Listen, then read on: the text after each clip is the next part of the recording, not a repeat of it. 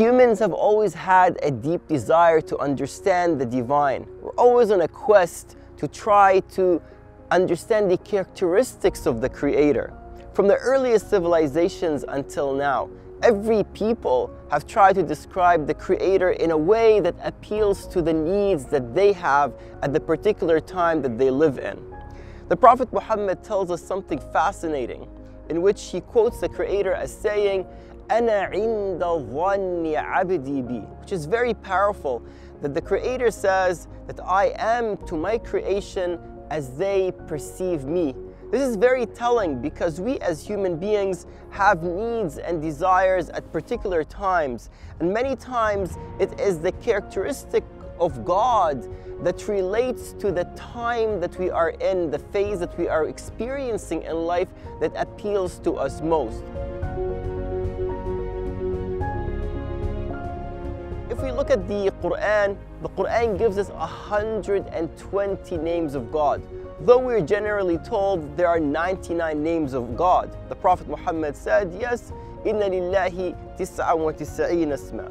Yes, that the Prophet Muhammad tells us that God has 99 names.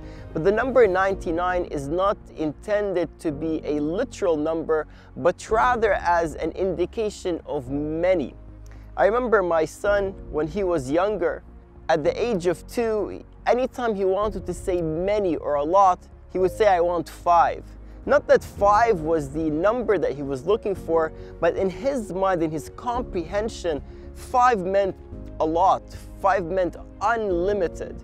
So for the Arabs, for the people of Arabia at the time of the Prophet Muhammad, to say 99 was equivalent to saying uncountable.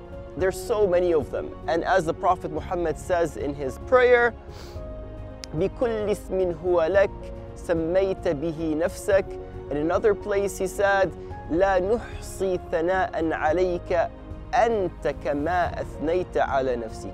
So the Prophet Muhammad says, I ask you by every name that you have given to yourself, the many multiple names, most of which are unknown to the creation. And no matter what name, what attribute we try to understand you with, there are so many more that are out there. Among the most beautiful names of God in the Quran, we have the name Ar-Rabb, which is associated with God as a nurturing mentor. So the Rababa in Arabic relates to the gentle dispensing of water at the base of a new plant. It's also to provide the plant with support, with the pegs that you place at the side of the plant to allow it to grow. So the Rububiyyah, God as the Rabb, though translated as Lord, actually means the one who gently nourishes, the one who gently mentors. So God, in the state of being a Rabb, is one who provides direction to the creation, not directives. So direction that empowers the person. So imagine the Creator as a coach or a mentor that allows you to live life. Yes, you are going to make mistakes, but gives you direction to allow you to make the best decision in your life. But at the same time wants you to be the person who's making the choices in their own lives, not that the choices are being imposed upon you. Other names of God include Ar-Rahman, which is very powerful because Ar-Rahman comes in similar to the maternal unconditional love that is given by the mother to her child. So we can see a mother holding a new baby. The baby is helpless. It can't feed itself. It can't clean itself. It can't really do anything without its mother. Even to burp after eating, it needs the mother's support and mother's help. But the mother can look at this baby that is weak and helpless in itself and can anticipate and can have hope that this child will be something great one day. The mother can look and say, my child is going to become a great doctor. My child is going to become a great world changer. My child is going to make positive changes in the world. My child is going to do, and my child is going to do. Even though a child is helpless in that state. This aspect is the characteristic of God as Ar-Rahman, who has an optimistic vision of a better future for the creation, who sees potential in people even when they themselves cannot see it. So the Quran tells us that this great characteristic, so these characteristics of God, the characteristics of Ar-Rabb, the characteristic of Ar-Rahman, the Prophet Muhammad said, تَخَلَّقُوا بِأَخْلَاقِ اللَّهِ. So it's important to understand the characteristics of God so that we can know how to relate to the Creator.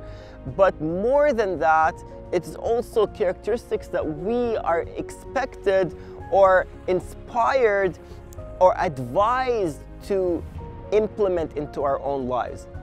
So in the same way that God is Ar-Rabb, in the same way that God provides gentle, nurturing support, the Quran says that is how we need to be with one another. In the same way that God has an optimistic vision of a better future for us, we need to have that for one another, where we can see that, yes, perhaps we as people, our friends, our partners, our children, they might not portray the potential, but we can have an optimistic vision of a better future for them and help them through the characteristic of rububiyyah, through the characteristic of mentoring and nurturing, to allow them to reach those beautiful characteristics that they can allow themselves to become the best version of who they can be.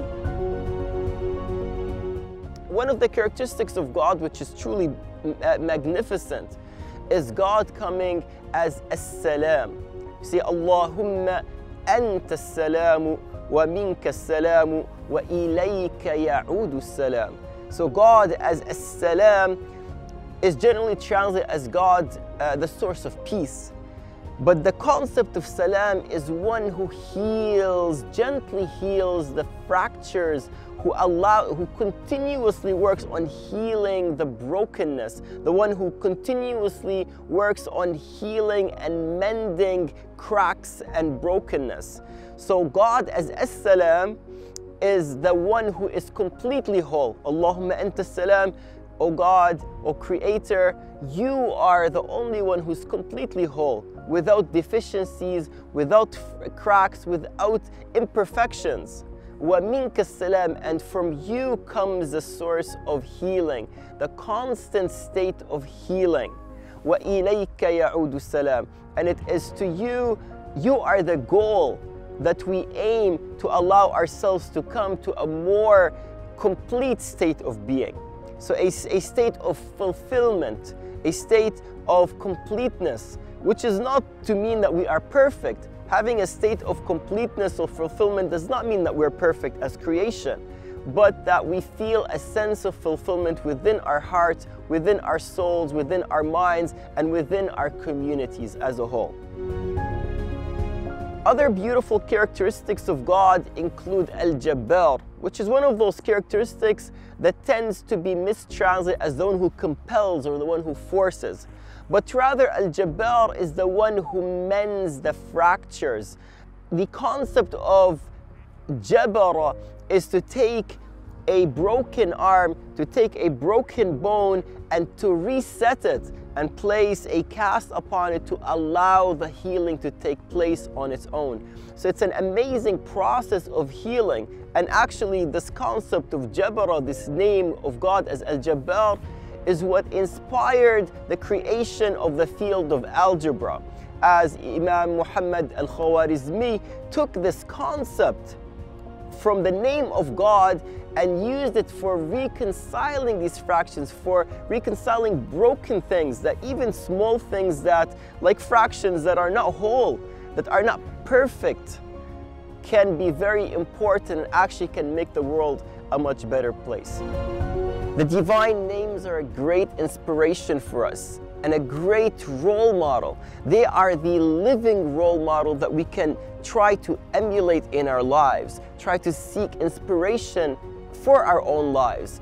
And Abdullah ibn Abbas reminds us that the greatest name of God is the one that relates most to us in the state of being that we are in. So it's really important for us to remember that the names of God are not to be looked at as idols or something that is stagnant, or that's something that we memorize or put up, to protect us as amulets or charms, but rather the names of God have to be living mentors and living inspiration for us throughout our days to help us improve and become the best version of who we can be.